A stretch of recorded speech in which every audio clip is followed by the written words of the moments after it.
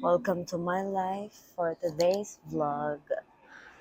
Guys, tuturuan ko kayo kung paano pumunta sa Meko, Taiwan. So, nanggaling kasi ako dito sa Hauan. So, madaming station pa bago makapunta doon. Dapat ang dami kong tagiyan. Ang daming batig ng face ko. Ituturo ko sa inyo kung paano pumunta doon. Let's go. Ang lola mo. Gwapo nung nasa likod. Charot. May malayo-layo yung biyahe, guys. So, parang, siya, 1 hour and 20 minutes for me. So, we'll just be patient. Wait. Ayan, guys. O, dyan yung makikita kung saan kayo bababa na next station. Sasabihin naman nila yan. Diba? So, ito yung trend dito sa Taiwan pagka weekdays. Today kasi is Friday, so wala masyadong tao.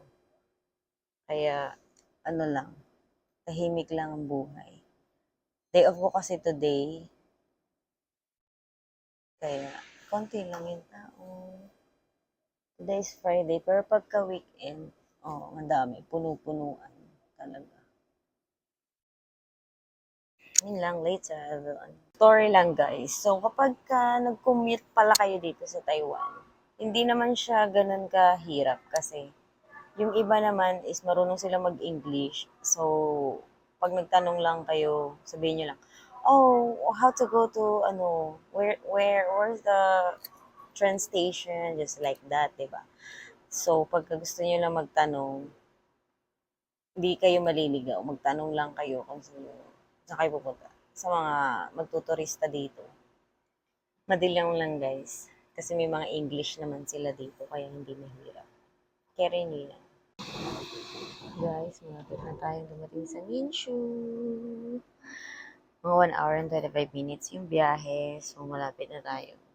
1 station na lang. So, guys, dumating na tayo sa Minshu Station. Hindi ko lang nakita. Mamaya ipapakita ko. Nasa Minshu Station na tayo. And, sa elevator. Yan. Ito nga pala ang dito. Ito nga pala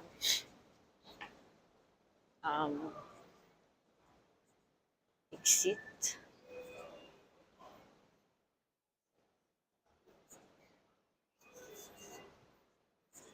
Ito nga mag-i-exit.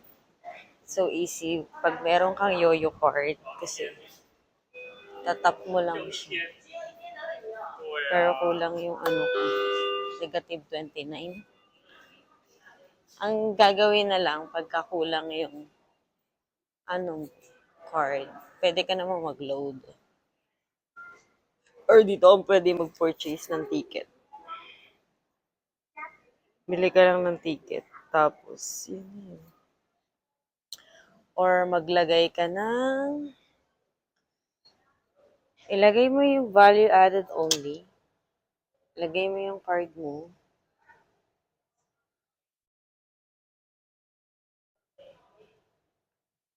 Lagay mo yung card mo. Select ka na English. Balance. Please place the card on the sensor zone. O yan, ilagay ko na. So, 57 yung pamasahe ko. May available balance, negative 29. Travel proof. So, gagawin natin. Edi okay na. Guys! Ang tarik nito Nakakatakot. Parang papuntang langit. Ang tarik. Natatakot ako. Oh my God. Wait lang. I'm afraid of heights. You know that I am afraid of heights? Oo, ang tarik papuntang langit. Ang taas niya. Oh, grabe. Ang tarik niya. Ngayon lang ako nakakita na ganito katarik na ano. Ganito katarik na. Wala, ba't ako talaga ako sa heights? Grabe, men. Hmm? So, good guys, nasa Minsha Station na ako. Ang gagawin ko, yan. So, ano ba tumawid? Ito ang tamang tawiran. Yay! Nandito na ako sa sa Meko. Walang kapagod-pagod. Nag-trend lang. Hindi na ako nagmotor. Very easy. Very convenient.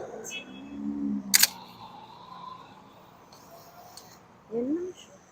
Tapos pupunta akong 7-Eleven. Magpapaprint ako.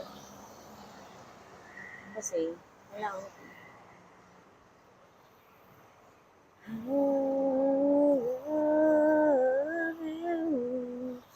You say you love me too. This one hurts that I feel the world saw you. Ooh, and I promise that I will be looking to your eyes. I love you.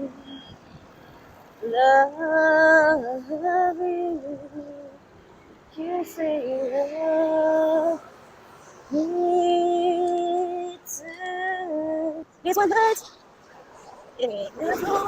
I saw you, and I know what you've been through. So, nag-google lang ako, guys. Ising the walk. I'm here, walking there. Welcome to my life. Welcome to my... Lunch pa nga nila yun. It's 12:30 pa, so... Ayan ang Meko! Meko. Ang taas na building. Oh my God! Di ako lang na-realize sa buong buhay ko. Pwede pala mag-commute. Diba? Tagal-tagal ako nagmumotor papunta dito. Ay, ang ganda dito. Urban Forest. Diba? Ngayon, may alamin natin saan na pupunta